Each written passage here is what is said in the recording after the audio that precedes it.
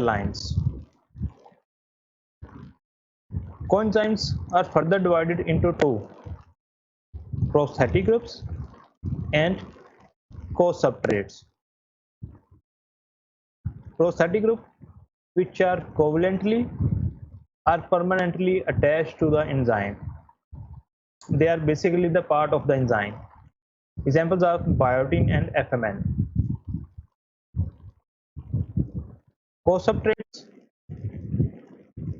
which can attach with enzymes for a time being and then released after the completion of a reaction. Examples are NAD positive, NADP positive, FAD, and lipoic acid. So when they are loosely attached, they are known as co-substrates, and when they are covalently attached, they are known as prosthetic groups. While coming towards the inorganic metal ions, they can also covalently linked or loosely attached. Covalently linked iron sulfur setters.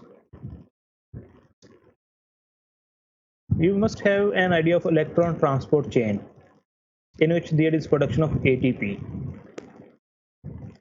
Electron transport chain consists of 5 complexes, and these iron sulfur centers are the part of the 3 complexes. ये उन complexes का जो enzyme complexes है उनका part होते हैं, and they are covalently linked, so they are known as metalloenzymes. Other metal activated enzymes, for example magnesium and manganese. Different enzymes require these cofactors for the time being. Then we have also discussed that according to Lippincott, non-protein part of enzyme consists of 2 parts. One is coenzyme and other is cofactor. Coenzyme having the same thing, and this cofactor is this part, metal ions. But you must follow the Harper and other standard books style, that is cofactor further divided into organic and inorganic. किसी student ने ये topic read करने की try की? Yes sir. लिपनकोट से? No sir. Yes. अब ये नो सर ट्राई नहीं की या लिपनकोट से नहीं पढ़ा? सर पढ़ाई नहीं है, इतना सब होता है करने वाला, क्या क्या करें हम भी। ओके, आपका कोर्स काफी हद तक कवर हो चुका है और इसके बाद एंड में आपको समझ नहीं आनी कि आपने करना क्या था या कहाँ से करना था। अभी भी नहीं आ रही सर जी। अभी भी नहीं आ रही, चलें कभी ना कभी तो आ जाएगी। सुबह देते हैं ये 3 चैप्टर, शाम को मैं सुनूंगी। ये हम क्या करें सर जी, आप खुद बताएं।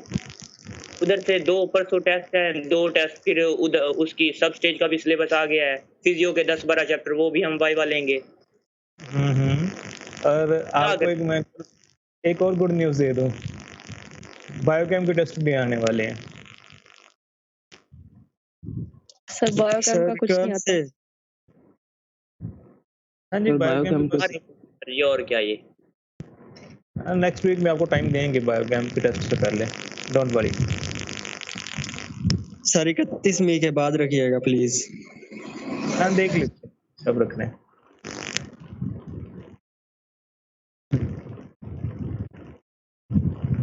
Okay, this table shows the different coenzymes, their abbreviation, and what do they do.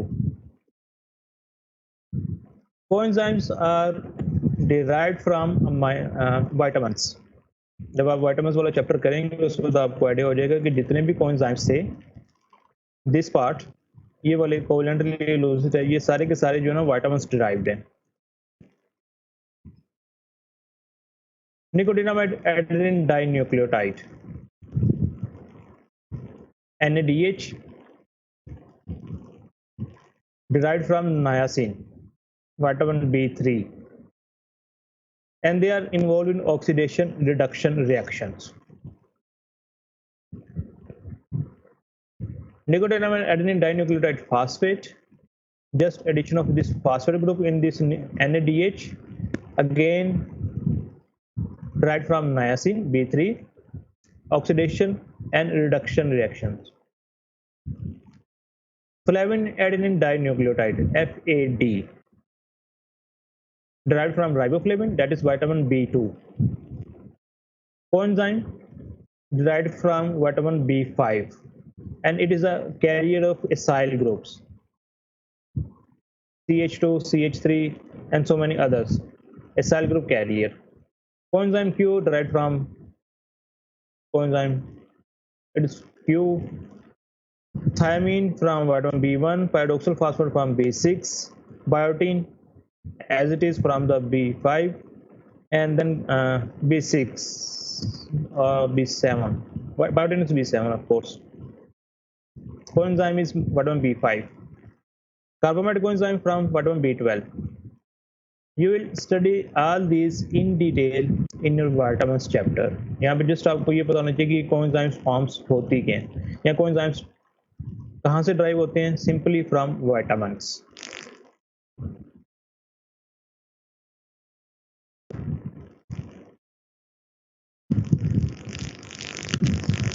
Now a little bit detail of first coenzyme, that is NAD positive, nicotinamide adenine dinucleotide. Can anybody tell me what is this adenine? ये क्या चीज है?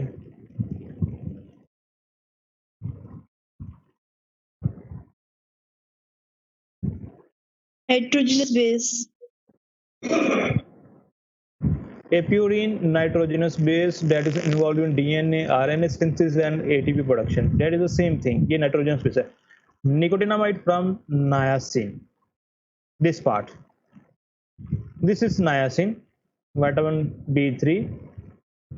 With the addition of this amino group, it will be converted into nicotinamide. Nicotinamide. Nicotinamide, ribose sugar, phosphate, again a ribose sugar, and then adenine. So this is a whole structure of nicotinamide adenine dinucleotide, that is written as NAD positive. Simple है तो मुश्किल है? बहुत ही simple है sir. बहुत ही simple है, इसका मतलब कि कुछ नहीं पता चला कि क्या हुआ है। We are seeing the structure of this nicotinamide adenine dinucleotide. Nicotinamide, ribose, phosphate, again ribose, and this adenine, NAD positive. It is present in two forms, oxidized and reduced forms. Reduced form with the gain of a proton, and that is written as NADH plus H positive, NADH. Oxidized form, NAD positive. This is the oxidized form. And NADH plus H positive is primarily used in ATP generation in the electron transport chain.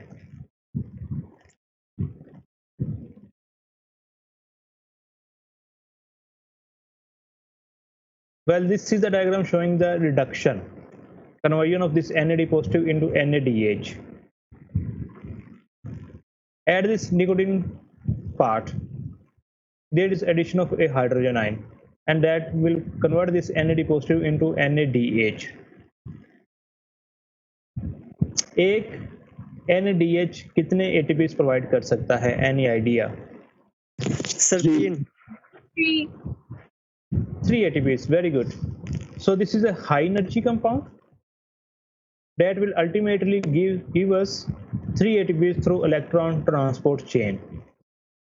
Mitochondria को power house कहा जाता है, क्यों कहा जाता है? वहाँ पे एटीपी प्रोडक्शन होती है। एटीपी प्रोडक्शन कैसे होती है? Through electron transport chain. और उसके प्रीकर्सर्स कहाँ से आएंगे? This one, NADH। ये 3 ATPs में कन्वर्ट होता है थ्रू इलेक्ट्रॉन ट्रांसपोर्ट चेन। और बहुत सारे ऑक्सीडेशन रिडक्शन रिएक्शंस में ये एस कोएंजाइम काम करता है। So this is a long list of enzymes in which NADH is acting as coenzyme. Isositate dehydrogenase, TCS cycle, a Krebs cycle. Alcohol dehydrogenase, lactate dehydrogenase जो pyruvate को lactate में convert करते हैं glycolysis में।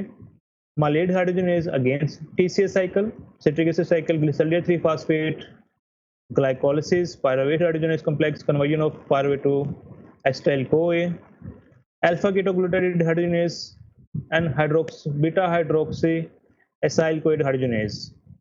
You have to remember just 2 to 3 names. ये सारे यहाँ पे नाम मेंशन क्यों किए गए हैं? Why? Because it is a long list of oxidation reduction enzymes, redox enzymes, in which NADH is acting as coenzymes. इन सारे enzymes को काम करने के लिए इसकी ज़रूरत है NAD की. कुछ रिएक्शंस में NADH2 प्रोड्यूस होता है और कुछ रिएक्शंस में NADH कन्वर्ट हो जाता है NAD में, depending on the conditions. In simple, it is involved in oxidation, reduction, or redox reactions.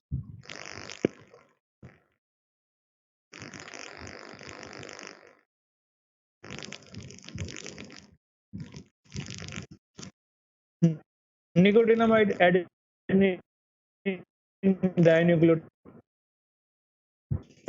A very minute difference between the structure of NAD and NADP.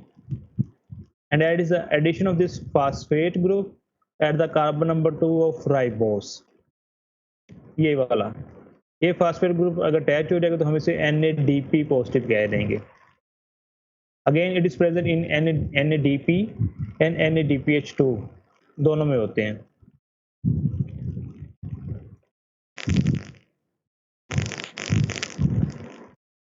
Oxidized form NADP positive, reduced form NADPH plus H positive. It is involved in reactive biosynthetic pathways, cholesterol synthesis, fatty acid synthesis, and HMP shunt for the production of ribose and other sugars. Glucose 6-phosphate dehydrogenase enzyme, HMG CoA reductase enzymes of cholesterol synthesis. इन सब में NADP use होगा.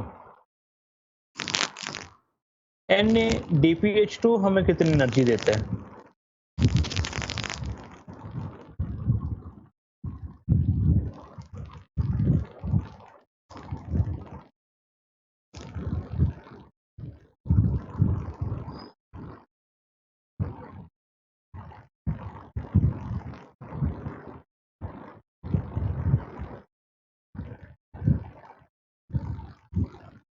सभी सो गए? No sir.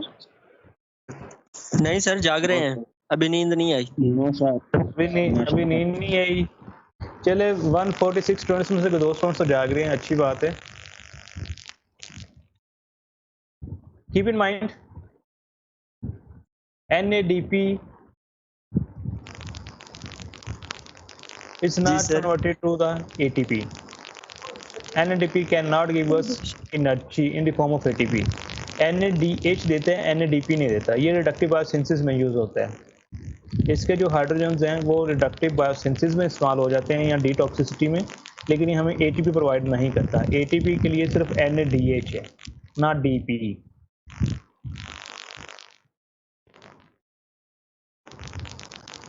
Flavin mononucleotide FMN derived from riboflavin, vitamin B2. Oxidized form written as FMN, reduced form FMNH2 with the addition of these protons. Regarding structure, this whole part is riboflavin. Dimethyl isoiloxazine part of riboflavin and ribitol alcohol part, and this with the addition of this phosphate it will be converted into flavin mononucleotide FMN.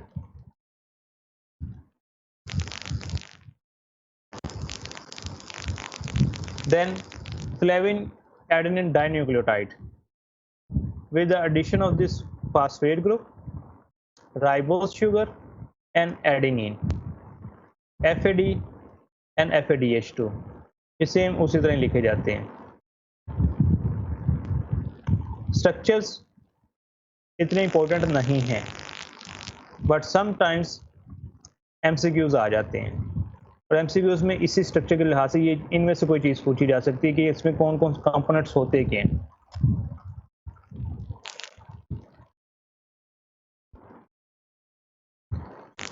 FM and FAD also a part of mitochondrial respiratory chain, that is electron transfer chain for the synthesis of ATP.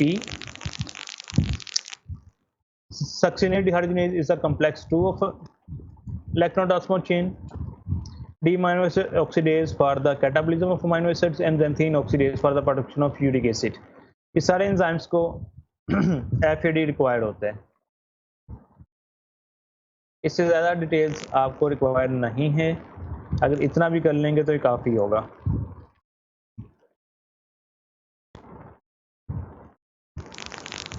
Now coming towards metallines cofactors, zinc, iron in the form of ferrous and ferric, copper and cuprous ions, potassium and magnesium. Zinc is required for carbonic anhydrase. ये enzyme कहीं study किया आप लोगों ने?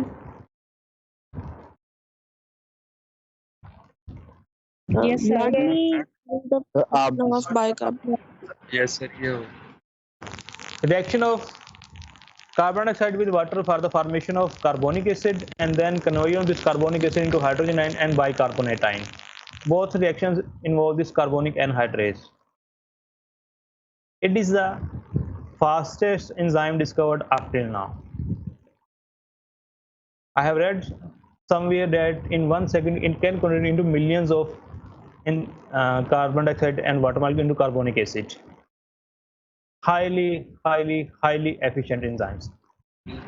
इसका जो number था वो थाउजेंड में मिलियंस में था जो ये रिएक्शन पर सेकंड में कन्वर्ट करता है। And zinc is cofactor. Without zinc, it cannot work. Alcohol dehydrogenase again requires this zinc. Cytochromes of electron transport chain and hemoglobin require this iron as cofactor. Pyridoxine again require iron. Cytochrome oxidase complex 4 of the electron transport chain requires copper. And pyruvate phosphokinase requires potassium and magnesium. So these are different cofactors for the enzymatic actions of these enzymes and proteins. ये just reading है, इसमें कोई खास बात नहीं है और रटा आप लोगों को वैसे ही बहुत अच्छे है, रटा आप बहुत कमाल का लगाओगे। Catalytic efficiency, एक एंजाइम्स कितना एफिशिएंट है, it depends on the speeding up of a reaction, how fast a chemical reaction would be in the presence of any enzyme. Enzymes are said to be efficient if the speeds of a reaction 10⁻³ to 10⁸ times of a normal reaction, 1000 to millions time. अगर एक reaction को complete होने में सालों लगने हैं तो ये within fraction of seconds उसे कंप्लीट कर देते हैं. So enzymes are highly efficient. Another definition, K catalysis, turnover number of molecules of substrate converted to product per enzyme molecule. तो एक एंजाइम मॉलिक्यूल एक सेकंड में कितने सबस्ट्रेट्स को प्रोडक्ट में कन्वर्ट करता है, that is the turnover number और K catalysis, and typically it is 10⁻² to 10⁻⁴. ये कितने बन जाएंगे, कितने सबस्ट्रेट्स को ये प्रोडक्ट में कन्वर्ट कर रहा है एक सेकंड में? 100 to 10,000. 100 to 10,000 पर enzyme molecule.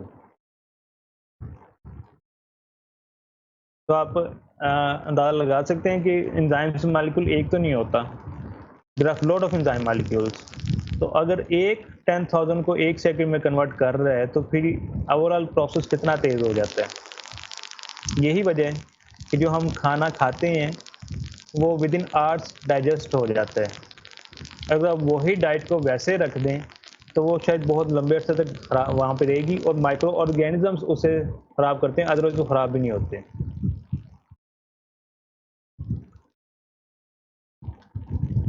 So enzymes are very much beneficial for us. International Sir? Unit of Enzyme Activity. Yes. Sir enzymes can be used again and again, लेकिन इनकी मैक्सिमम लाइफ कितनी होती है? सारी जिंदगी तो ना एक एंजाइम यूज करेंगे। It depends on the individual enzymes. बहुत सारे ऐसे हैं जो बहुत ही शॉर्ट लाइफ वाले हैं। For example I think so this carbonic hydrogen is of short life. ये एक लाइफ पूरी करता है अपनी और उसके बाद इससे बॉडी डिग्रेड कर देती है।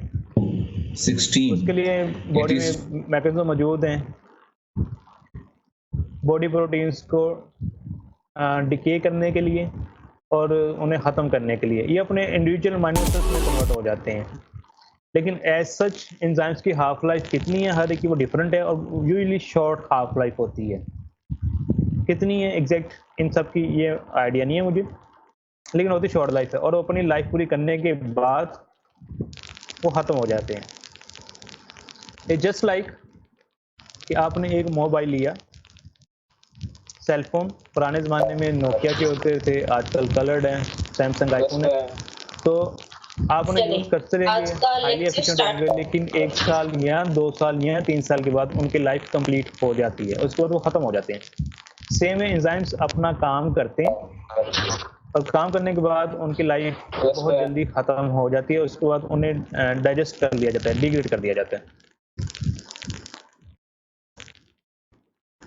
Okay sir. International unit of enzyme activity. अगर आप में से किसी स्टूडेंट ने लैब रिपोर्ट्स देखी हों, लिवर फंक्शन टेस्ट की तो रिपोर्ट, यहाँ तक क्लियर था, सिंपल है। तो उसमें वैल्यूज होती हैं ALT and AST, alanine aminotransferase, aspartate aminotransferase. Liver enzymes हैं, हाईली स्पेसिफिक और सेंसिटिव हैं। उनके आगे जो यूनिट दिया होता है दैट इज IU, ये वाला यूनिट दिया होता है। वैल्यू 25, 45 इस तरह डिफरेंट वैल्यूज होती हैं और आगे IU दिया होता है। What does it mean? Amount of enzyme causing transformation of 1 micromole of substrate per minute at 25 degree centigrade under optimal conditions।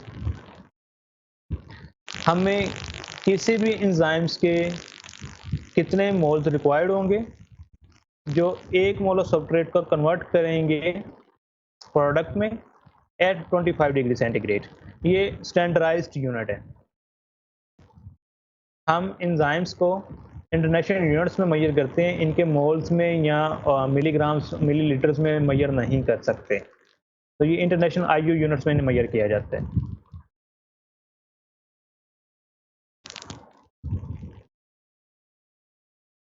Specificity, we have already discussed, enzymes are highly specific and they can catalyze only one type of a reaction. There are millions of enzymes present in our body which are highly specific for their substrates, and it is not possible for any enzymes to act on any other substrate. अगर carbohydrate metabolism वाले enzymes हैं तो carbohydrate metabolism में ही काम करेंगे, वो proteins में नहीं काम कर सकते। They are highly specific.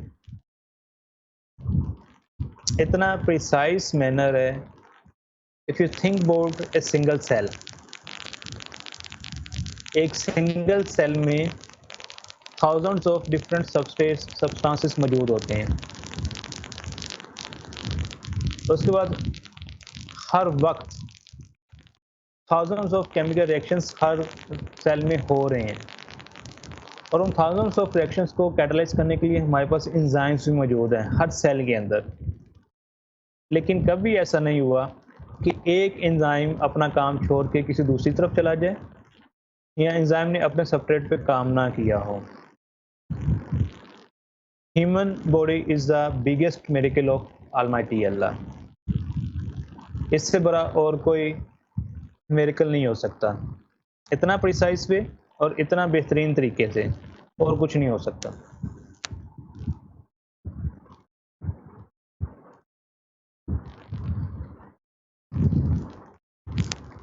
Cofactors we have already discussed. Prosthetic group, ये क्या होता है? If the organic part of is Co- covalently bound. Covalently attached होता है और Covalently ऑर्गेनिक होता है। Excellent. Covalently attached organic coenzyme, that is prosthetic group. Biotin, carboxylation reaction में जहाँ पे कार्बन डाइऑक्साइड ऐड होनी होती है वहाँ पे ये बायोटिन यूज होता है। coenzymes derived from vitamins.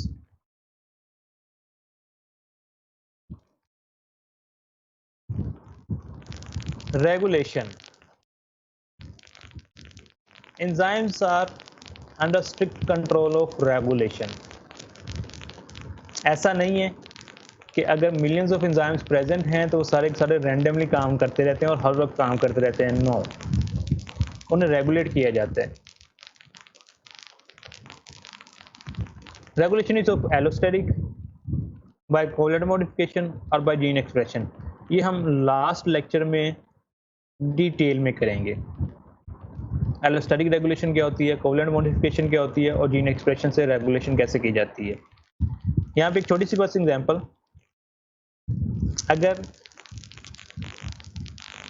Energy level कम है रात को तो उस वक्त वो सारे एंजाइम्स एक्टिव हो जाएंगे जिन्होंने ग्लूकोज प्रोवाइड करना है। ग्लाइकोजन को तोड़ के या ग्लूकोनिजेंसिस बॉडी से ग्लूकोज को बनाना है, वो सारे एंजाइम्स एक्टिव हो जाएंगे और स्टोरेज वाले सारे एंजाइम्स इनएक्टिव हो जाएंगे। कन्वर्सली सुबह ब्रेकफास्ट किया, आप में से कुछ स्टूडेंट्स ने तो कर लिया होगा, कुछ मेरे जैसे वैसे बैठे होंगे।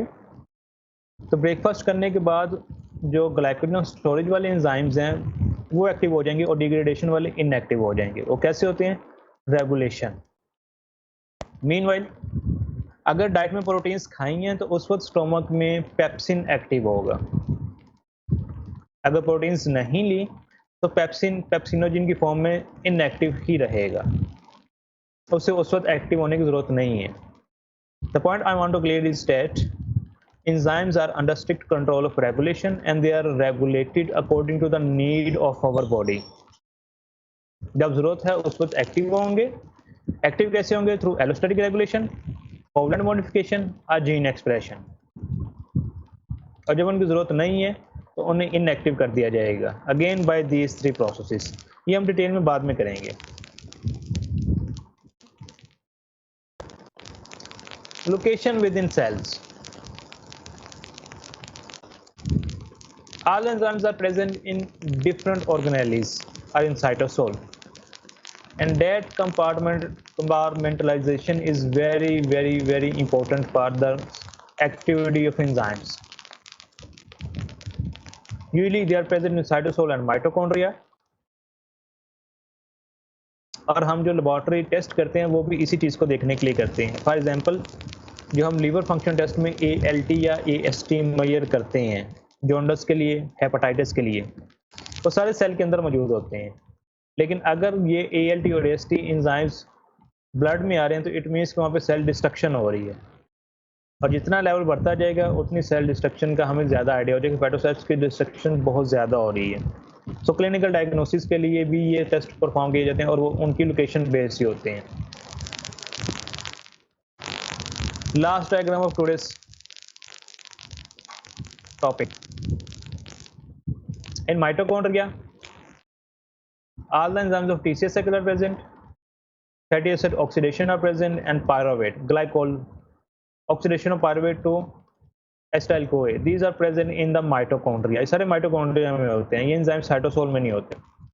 In the cytosol, enzymes for glycolysis, HMP, and fatty acid synthesis तो इसमें होंगे। Enzymes required for DNA and RNA synthesis are present in nucleus, and degradation of complex macromolecules are enzymes present in lysosomes.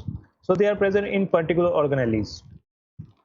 ऐसा नहीं होगा कि TCA cycle के enzymes cytosol में हों या ग्लाइकोलिसिस वाले एंजाइम्स जो हैं वो माइटोकॉन्ड्रिया में चले जाएं। ऐसा नहीं है, ये डिफरेंट वेज अपने अपने जगह प्रेजेंट होते हैं और अपना अपना काम कर रहे होते हैं.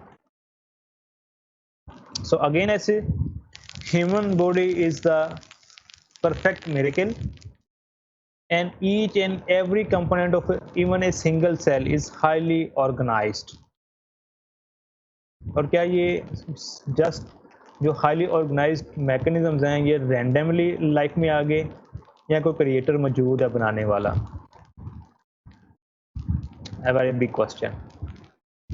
डेफिनेटली सर कोई So ना कोई definitely दिखाया। there sir is a creator. Definitely there is creator है जो सर। क्रिएटर है. Without a creator, it's not possible for even a single enzymes to carry on all these things without the knowledge of even a human body. हमें नहीं पता कि इसमें हमारे अंदर क्या कुछ हो रहा है. At the end of your first year and second year biochemistry, you realize that human body is nothing but a combination of different chemical reactions. So here we end today's lecture a little bit earlier Sir? than the time. Yes. Sir एक बात हम जो करते हैं कि all the enzymes are activated by the water, जो जैसे आपने बताया था कि डाइजेस्टिव एंजाइम जितने भी हैं वो हाइड्रोलाइसिस हैं, तो ये किस Yes. तरह एक्टिवेट करता है वाटर किस तरह एक्टिवेट करेगा उनको? एंजाइम अपना काम कैसे करेगा या एंजाइम एक्टिव कैसे होगा? सर एंजाइम वाटर एसेंशियल है for functioning of the enzyme, कैसे? ओके, जो हमारा नेक्स्ट लेक्चर है ना वो क्लासिफिकेशन ऑफ एंजाइम्स पे ही है कि ये एक्टिव कैसे होते हैं, काम कैसे करते हैं. जो डाइजेस्टिव एंजाइम्स हैं वो इनएक्टिव होते हैं ऑलरेडी, उनका स्ट्रक्चर ज़्यादा होता है, तो उनके बाद उनकी एक्टिवेशन के लिए अब डिफरेंट मैकेनिज्म्स हैं. जो इनिशियल होता है उससे हाइड्रोक्लोरिक एसिड एक्टिव करता है. हाइड्रोक्लोरिक एसिड की मौजूदगी में पेप्सिनोजिन से कुछ अमीनो एसिड्स निकल जाते हैं और वो एक्टिव हो जाता है. उसकी एक्टिव साइट अनबाउंड हो जाती है और वो जाके फिर पर्टिकुलर अमीनो एसिड्स और प्रोटीन्स पे जाके एक्ट करता है, पेप्टाइड बॉन्ड्स पे और उन्हें तोड़ देता है. और इस सारे प्रोसेस के लिए उन्हें वाटर रिक्वायर होता है. Without the addition of water digestion नहीं हो सकती. वो कैसे होते हैं हम देखेंगे. वाटर जाके पेप्टाइड बॉन्ड पे एक्ट करता है through it's hydrogen and hydroxyl ions और वहाँ पे पेप्टाइड बॉन्ड टूट जाता है. एक भी तो डाइजेशन एंजाइम्स का ये है. उसके अलावा और बहुत सारे मैकेनिज्म्स हैं जिसमें एंजाइम्स खुद एक्टिव होते हैं और कैसे काम करते हैं, ये हम अपने नेक्स्ट लेक्चर्स में करेंगे.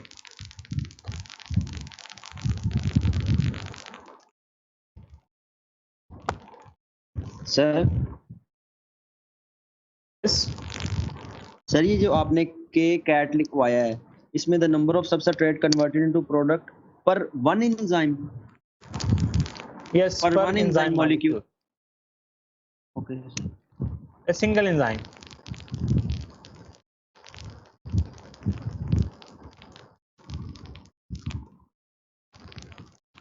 Per enzyme molecule. Yes, per enzyme molecule. Turnover number or K catalysis. If you go through different books, तो वहाँ पे K catalysis की या टर्नओवर की आपको डिफरेंट डेफिनेशंस मिल सकती हैं. It's not hard and fast and final definition. Biochemistry में आपको बहुत सारी चीज़ें ऐसी मिलेंगी जो बुक्स ने डिफरेंट वेज में डिस्क्राइब की हुई हैं. सो आई अगेन से it is not the full and final statement hard and fast, but you can follow it. अगर आपको इसके अलावा कोई दूसरी डेफिनेशन मिलती है दैट वुड बी ओके, वो भी ठीक होगी. लेकिन according to this one it is per enzyme molecule. Sir units दोबारा बता दें, इंटरनेशनल यूनिट ऑफ एंजाइम दोबारा बता. एंजाइम्स की जब हम बात करते हैं तो वहाँ पे हम एक सिंगल एंजाइम्स को या इतने नहीं कह सकते कि 100 मॉलिक्यूल्स ऑफ एंजाइम्स या 1000 मॉलिक्यूल्स ऑफ एंजाइम्स ने काम किया, और उसके लिए हम इंटरनेशनल यूनिट लेते हैं. इंटरनेशनल यूनिट क्या है? एंजाइम्स की वो अमाउंट जो 1 माइक्रोमोल ऑफ सब्सट्रेट को प्रोडक्ट में कन्वर्ट कर दे.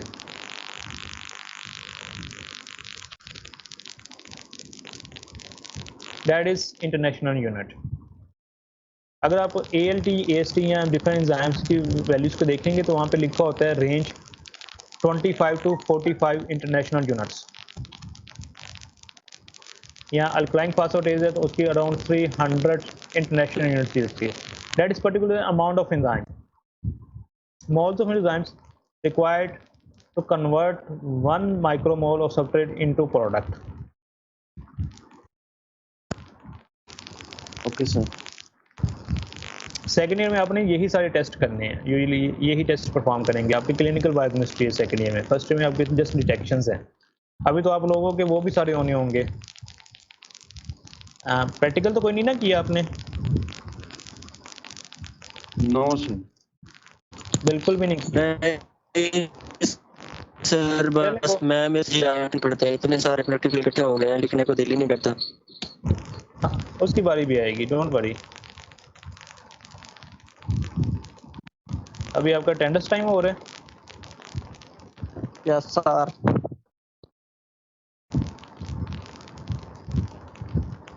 Okay yes sir. सो अब आपको अटेंडेंस लिंक सेंड किया जाए।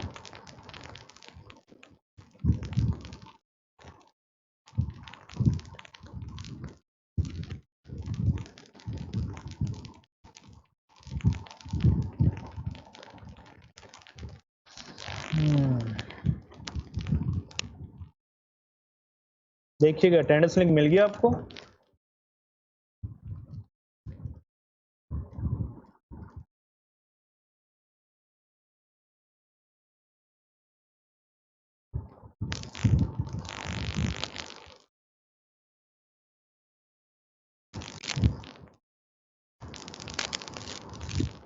मेरी सेकेंड ईयर का है डॉक्टर रफीक का। सी क्योंकि दोनों मैंने करने होते हैं तो ये गलत वाला आ गया है, इसे हम डिलीट करेंगे। इस पे आपने मार्क नहीं करनी।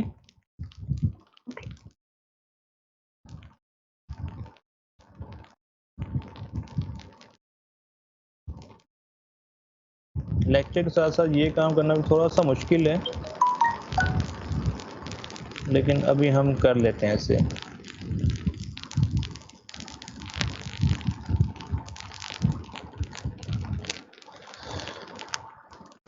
अब दोबारा देखिए कि आपको फर्स्ट ईयर का मिल गया लिंक या अभी भी सेकंड ईयर का ही आया है? सर अब ठीक है। ओके आ गया सर। ठीक है। अब आप जी बढ़ के प्रोक्सीज लगाइएगा। अभी आप स्टूडेंट्स यहाँ पे होंगे कोई 140 और अटेंडेंस मेरे पास आ गई 200 प्लस में। तो सर हमने enjoy your प्रॉक्सी proxies। लगाना छोड़ दी।